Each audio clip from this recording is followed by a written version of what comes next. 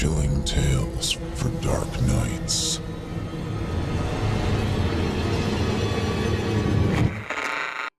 It's time to turn off the lights and turn on the dark. Chilling tales for dark nights.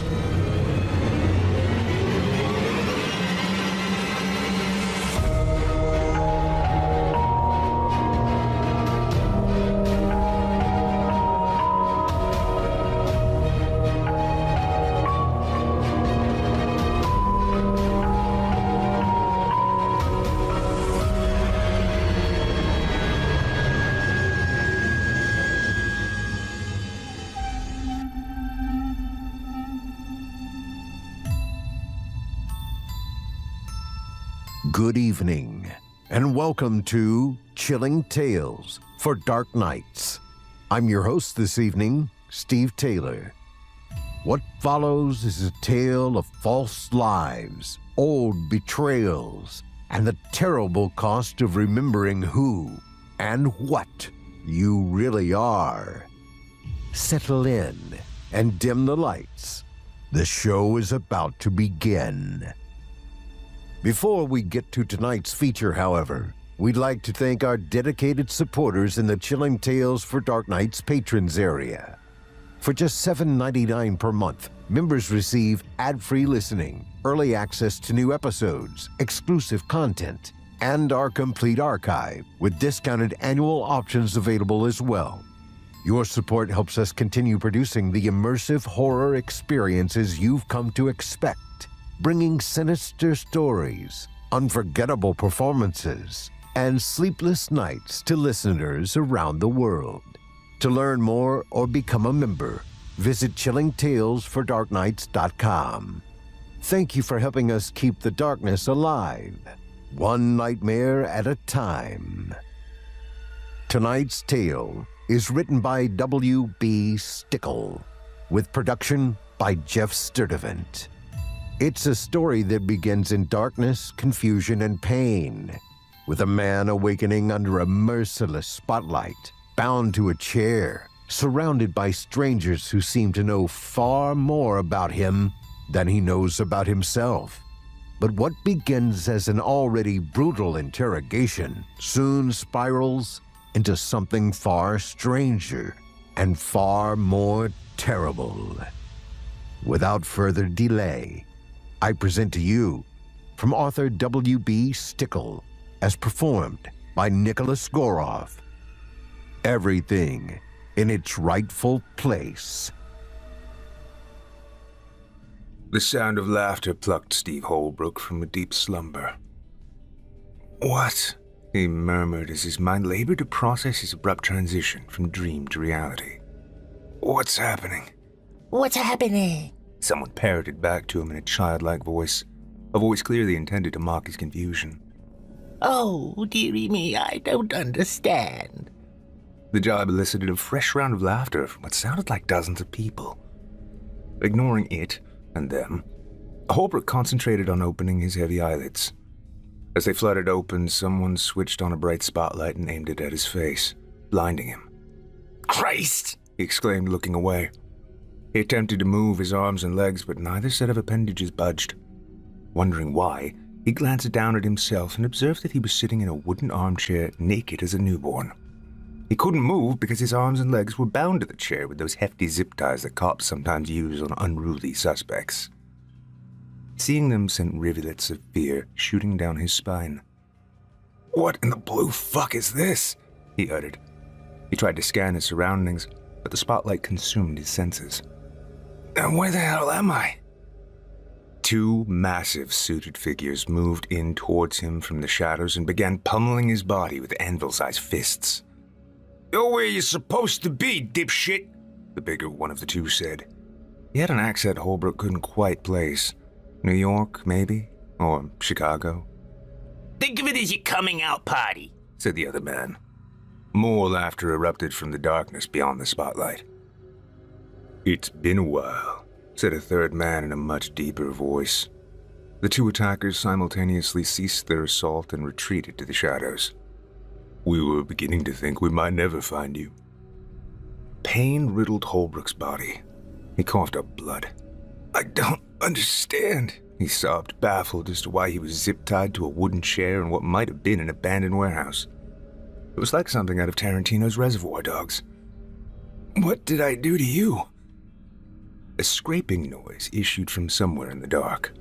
Holbrook squinted in its general direction and saw a slender, olive-skinned man with black, slick-backed hair and an expertly tailored suit sliding a metal chair across what sounded like carpet. This man stopped a few feet away from Holbrook and sat down in the chair. In his hand, he held a small card, which he promptly held out in front of him. "Driver's license for one Stephen M. Holbrook," said the deep-voiced guy. 40 years old. 347 Elkwood Lane, Phoenix, Arizona. Organ donor. Corrective lenses. "Sound about right, Stevie boy?" Unsure how to respond, Holbrook simply nodded. Deep voice guy smiled. "I understand you're a software developer, married with a young son, and you run a local charity for the homeless." "Yes," Holbrook timidly answered. Deep voice guy flung the card away. "You're quite the method actor. It's like you actually believe it." The bigger of the two brutes from before reappeared and delivered another ham fist to Holbrook's face. "Like you already didn't have enough alter ego, Steve-O!" "Mikey," Deep Voice said, "go easy." Swooning from the blow and freely bleeding from his head, Holbrook forced his chin up and glowered at the thug named Mikey. His fear suddenly left him, replaced by a red-hot, molten anger. "Stop hitting me!" he shouted. "I don't know what the fuck any of you are talking about!" Mikey just grinned at him. "Look, Steve," Deep Voice said. "Things are happening right now. Critical things that are important to both of our families. And as much as some of us would love to draw this out, we really ought to get down to business." Holbrook coughed several times and spat a mouthful of blood onto the floor. Deep Voice smirked. "I'll admit, going into hiding the way you did was an impressive feat. Ultimately futile, but impressive all the same. Why, your own people were just as baffled as we were. I mean, anytime anyone got close," he snapped his fingers, "you became someone new. Quite the slippery snake." Holbrook shook his throbbing head, still not getting it. "You make it sound like I'm Jason Bourne, which I'm definitely not." We know, Mikey said. "It was just a pious little nobody who can't remember anything before the plane crash." "It's called amnesia, dipshit," Holbrook fired back. "And you got it wrong. I don't even remember the crash. I remember waking up in the Mariposa County Hospital. Anything prior to that is gone." "My guess," Deep Voice said, continuing his previous thought, "is that you could have gone on hiding endlessly if you desired, but part of you wanted to be found. Part of you knew it was time to come home where you're meant to be." "The circus needs its ringleader," Mikey agreed. Somewhere behind the spotlight, a door opened and closed, and footsteps clicked their way towards Holbrook and Deep Voice. "Everything sorted?" the new party asked, coming into the light. He was a handsome, well-dressed man, like Deep Voice. In one hand, he carried a small black case. "The boys and I were just having a little fun," said Deep Voice. New party cocked his head at Holbrook. "You've been a royal pain in the ass, you know that, right?" Holbrook offered a non-committal shrug. "If you say so." "I do," insisted New Party. "Out of curiosity, who are you this time?" Holbrook's bloody lips twitched in a feeble attempt to smile. "Are you asking me my name?" "I am," New Party said. "It's Steve," Holbrook replied. "Oh, don't be a sourpuss," Deep Voice chided. "His taken name is Stephen Arthur Holbrook, proud husband and father of one, software nerd who runs a charity." New Party arched his considerable eyebrows. "You don't say. Any chance he's a plane crash survivor?" "We were just discussing that," Deep Voice said. "He's a god-honest soul survivor." "With trauma-based amnesia," added Mikey. New Party cantered forward, bringing himself eye level with Holbrook. Another in a long line of other do-gooders. What was it last time? A missionary in Peru? And before that, a doctor in Tunisia? A priest in Russia? A teacher in Mexico? And so forth and so on. Deep Voice rose from his chair. It's almost like you thought you could make up for your betrayal. Is that what you were doing? Asked New Party. Trying to get back in the boss's good graces? Holbrook scowled up at the man. You assholes listen to me. I don't know what you're talking about. I'm not part of your mafia or whatever this is. Just a guy trying to do right by his family. That's it. Your family? New Party said, bemused. And who would that be? Wife, Mary, and son, Louis. Deep Voice chimed in. The way he said their names made it sound like they were part of an inside joke. That's correct, Holbrook said. You motherfuckers better not have harmed either one of them. And if we did, countered Deep Voice. A caustic expression gripped Holbrook's face. I will torture and murder all of you, and anyone you care about. Oh, there he is, Mikey bellowed. There's my guy.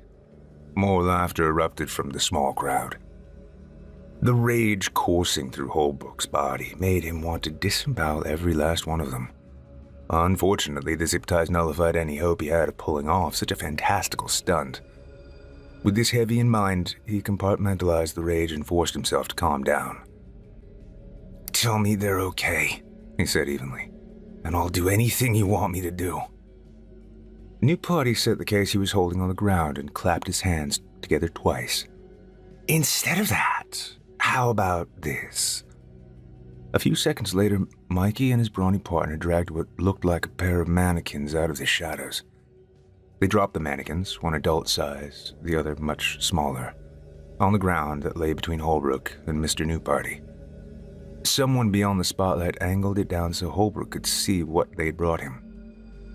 It was Mary and 7-year-old Louis. Their eyes were open and both of their necks had clearly been broken. No! Holbrook cried, bucking hard against his restraints. Why? They didn't do anything to anyone! Why? Said New Party. Because these pets were not yours to have, Steve. Their deaths are on your hands, not ours. You did that. Me? Holbrook roared. Fuck you! I loved them! Oh, God. Louis. Mary. I'm so sorry. Yes, you, Deep Voice told him. I mean, yes, Mikey did the physical neck snapping, but only because your actions forced him to. Holbrook stared at the dead bodies and wept freely. Remember anything yet? New Party asked. Like what?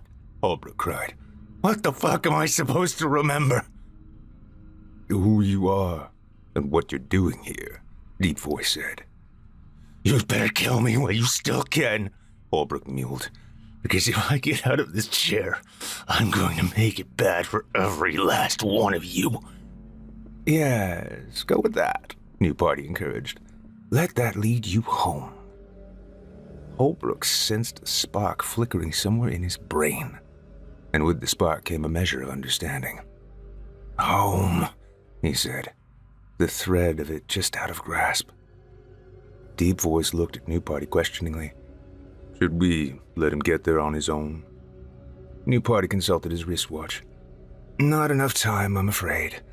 We have a schedule to keep and we're getting down to the wire. Give him a nudge. Deep Voice nodded and placed a palm on Holbrook's bare thigh. A tremor passed between them and a flood of memories rushed into Holbrook's head. How's that, Louis? New Party asked. Louis, the man who had been Holbrook echoed. That's good, New Party chuckled. Yeah, I thought it curious that you named your son Louis. Louis, whose real name was Lucifer, glanced down at the boy's lifeless body. The grief he'd been feeling floated away like a passing stench.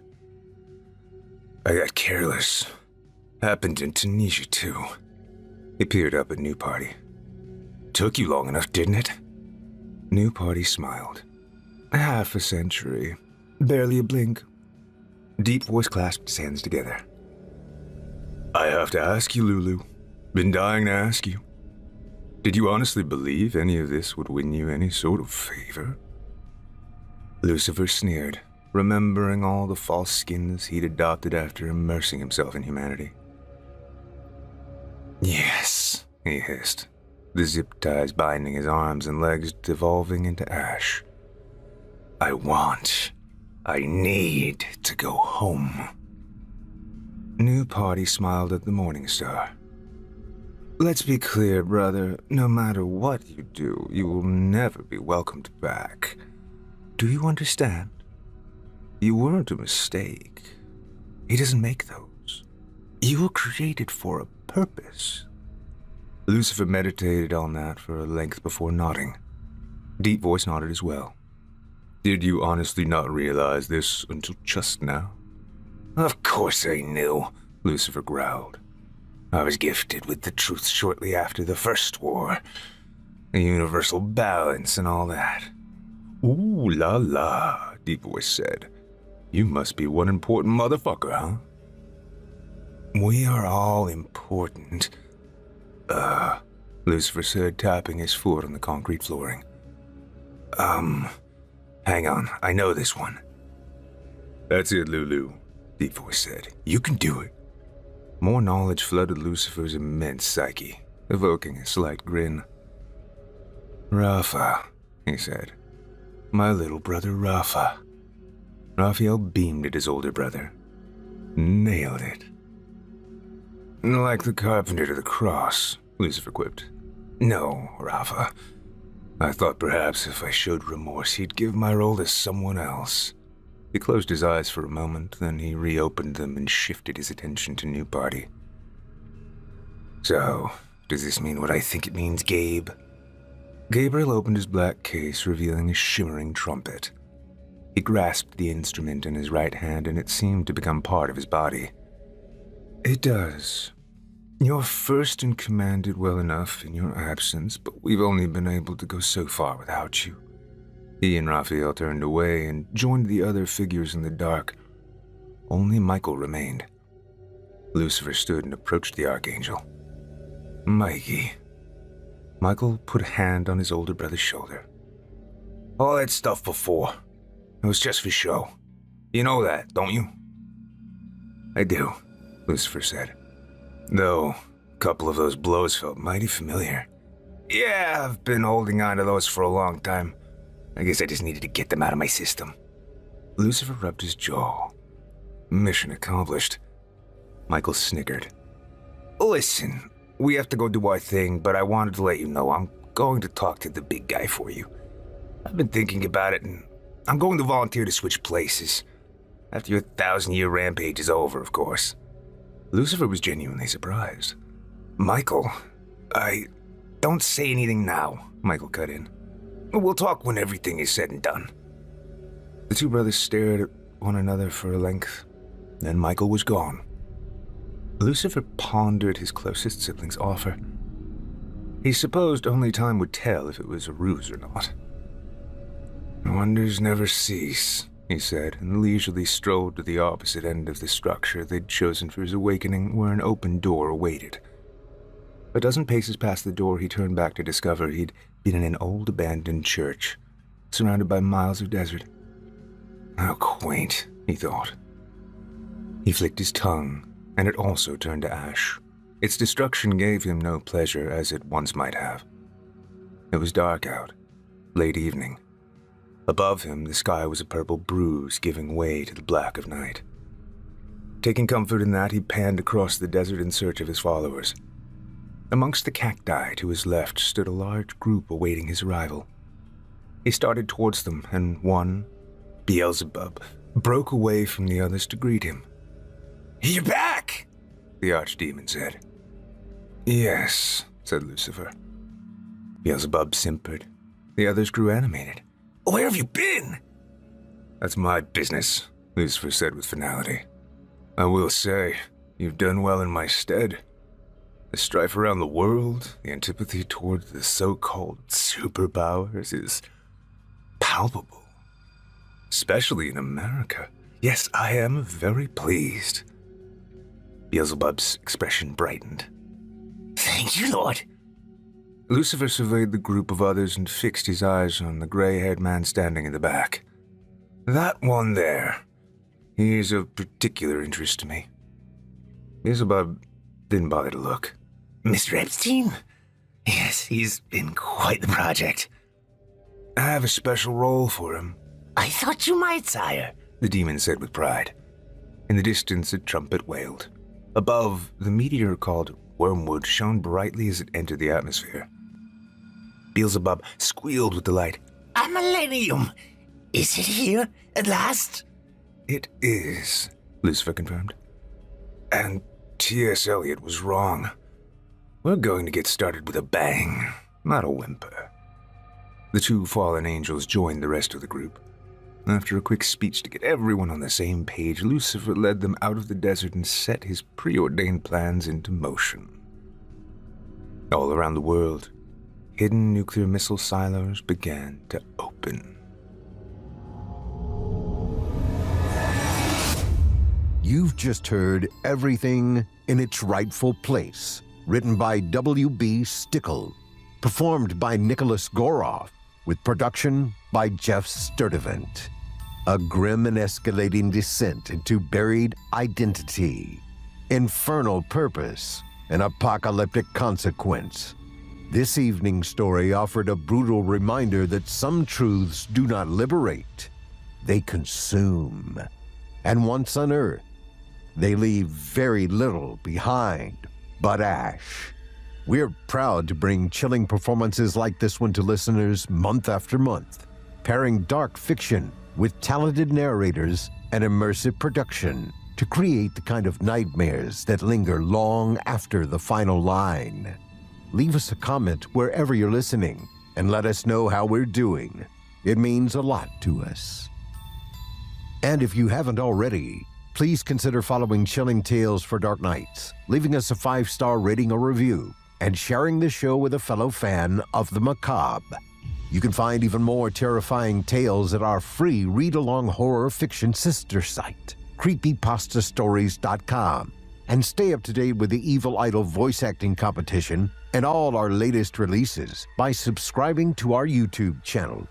Memberships are available now at chillingtalesfordarknights.com, offering ad-free listening, early access, exclusive content, and our complete archive for just $7.99 per month with discounted annual options. Follow us on Facebook, X, Instagram, and TikTok. And as always, thank you for spending part of your night with us. And now, fellow lover of the macabre, I'm afraid our evening together draws to a close. You've been listening to Chilling Tales for Dark Nights. Until next time, I'm your host, Steve Taylor, reminding you to turn off the lights and turn on the dark. Sweet dreams, listeners. Sweet dreams. Chilling Tales for Dark Nights.